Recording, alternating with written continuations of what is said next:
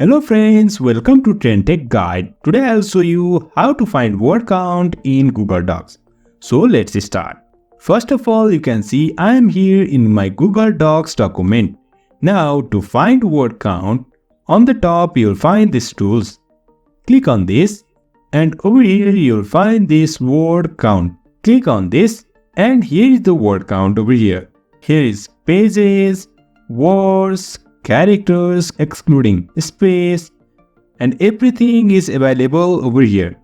Also we can display these words while typing. For that just check this and hit OK, and on the bottom left you'll find here word count.